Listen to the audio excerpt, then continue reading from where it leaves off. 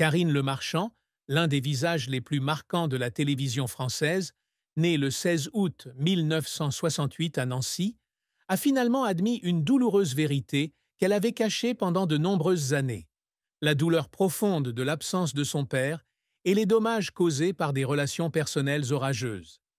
Avec son sourire radieux et son style d'animation énergique dans L'amour et dans Le Pré sur M6, peu de gens savent que derrière le halo, Karine porte des cicatrices mentales qui ne sont pas faciles à estomper.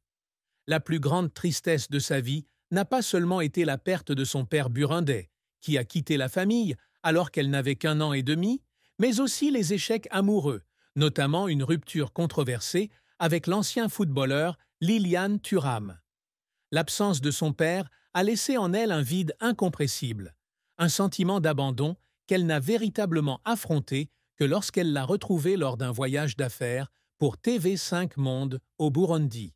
Ces brèves et décevantes retrouvailles se sont terminées avec la mort de son père, victime du sida, 2 ans plus tard, ne lui laissant aucune chance de guérir ou de mieux le comprendre.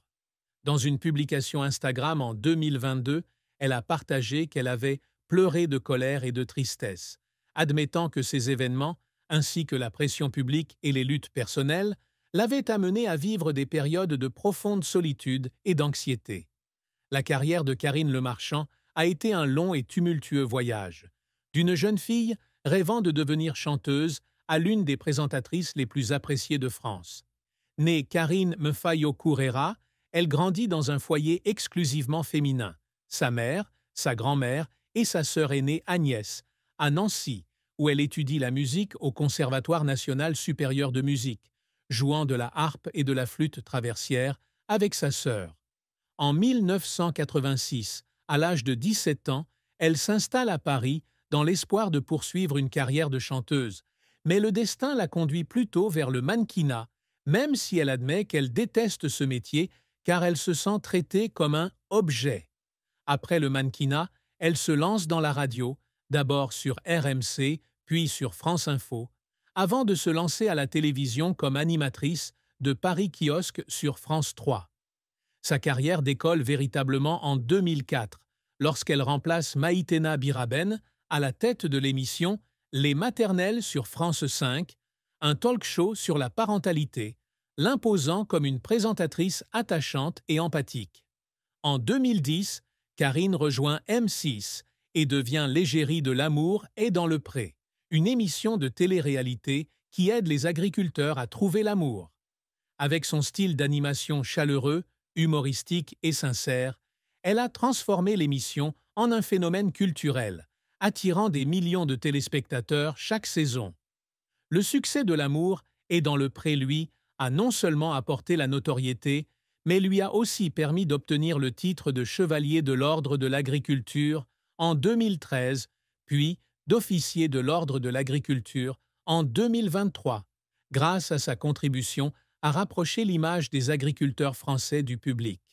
Par ailleurs, elle anime d'autres émissions sur M6, comme C'est ma vie, On ne choisit pas ses voisins avec Stéphane Plaza, ou encore Une ambition intime, émission d'interviews politiques personnalisées lancée en 2016.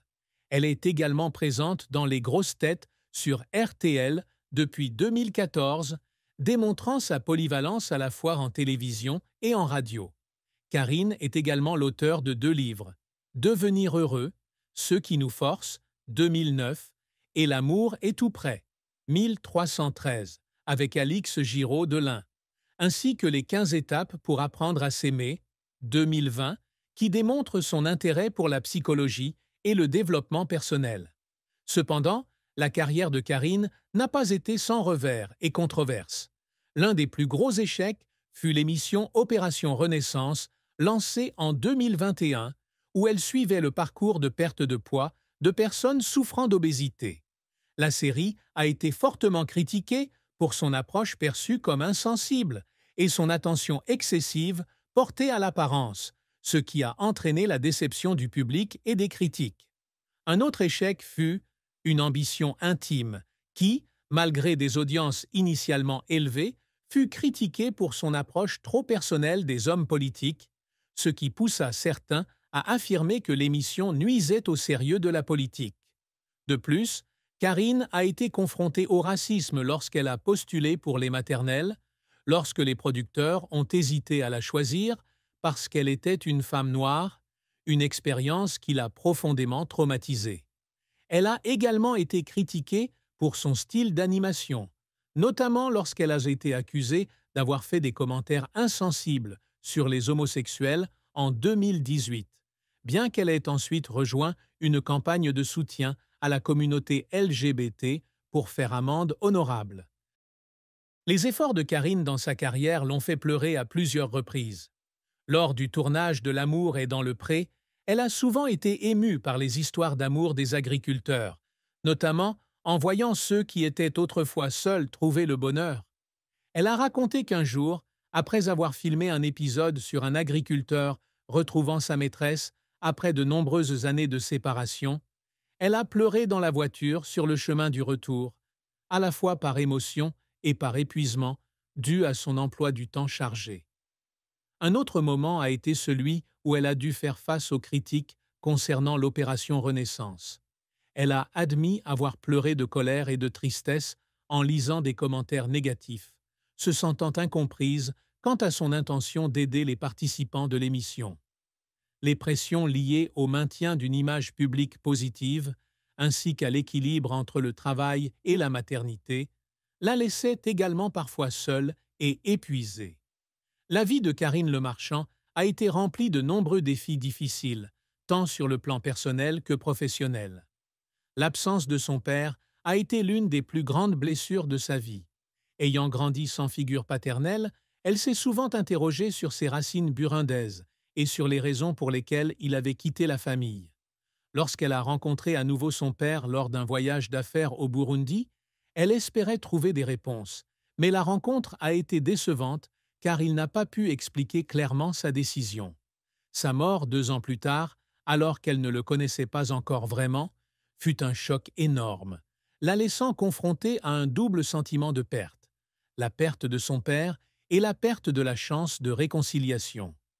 Dans une interview avec elle a partagé que cette expérience lui a appris à accepter des choses qui ne peuvent pas être changées, mais elle lui a également laissé une profonde tristesse qu'elle exprime rarement. Dans sa vie personnelle, Karine a également dû faire face à de grands défis amoureux. Elle est la mère d'Alia, née en 2003, d'une relation avec un homme d'origine juive hongroise. Avant d'accoucher, elle avait du mal à tomber enceinte et envisageait l'insémination artificielle, mais heureusement, elle est tombée enceinte naturellement. Cependant, la relation d'Alia avec son père n'a pas duré et elle a dû élever sa fille seule pendant les premières années. Sa relation la plus célèbre fut avec Lilian Thuram, un ancien joueur de football, de 2007 à 2013. Les deux se sont rencontrés en 2005 lors d'une fête, et Thuram a fait un effort pour la conquérir, même si elle ne savait pas qui il était parce qu'elle n'était pas une fan de football. Cependant, la relation s'est terminée dans la douleur lorsque Karine a porté plainte contre Thuram pour violence conjugale en 2013, bien qu'elle ait ensuite retiré la plainte. L'affaire est devenue le centre de l'attention des médias, la controverse faisant rage lorsque Thuram l'a accusé d'avoir exigé une compensation financière, ce qui a conduit à un procès en diffamation dont il a finalement été acquitté. L'incident a non seulement blessé Karine par la rupture de la relation, mais aussi par les critiques du public, qui l'ont fait se sentir incomprise et isolée. La santé est également un grand défi pour Karine. En 2019, elle a subi une intervention chirurgicale pour retirer une tumeur utérine, une expérience qui l'a laissée inquiète quant à la survie et à l'avenir de sa fille. En 2021, elle a subi une autre intervention chirurgicale pour traiter un hallux valgus, une déformation du pied qui rend la marche douloureuse. Ces problèmes de santé, bien que résolus, lui ont fait vivre des périodes de stress et d'anxiété, notamment lorsqu'elle devait maintenir une image forte devant son public. Elle a également lutté contre des addictions alimentaires, notamment au chocolat et au Coca-Cola, pendant de nombreuses années. Elle a un jour partagé qu'elle avait eu recours à l'hypnothérapie pour contrôler cette habitude, un processus qui n'était pas facile, mais qui l'a aidé à changer son mode de vie. Ce qui rend Karine Le Marchand triste, et vraiment triste, c'est le sentiment qu'elle ne peut pas partager pleinement sa vraie nature avec le public. Malgré son image joyeuse et amicale, elle a souvent dû cacher sa douleur personnelle pour maintenir une image positive. Dans une publication Instagram de 2022, elle a écrit « J'ai pleuré parce que j'étais en colère, triste, seule et anxieuse », admettant qu'elle n'était pas douée pour exprimer des émotions négatives. Elle était triste que le monde ne voie que son sourire, pas ses larmes, ni ses nuits blanches passées à s'inquiéter pour sa fille, sa santé ou son avenir.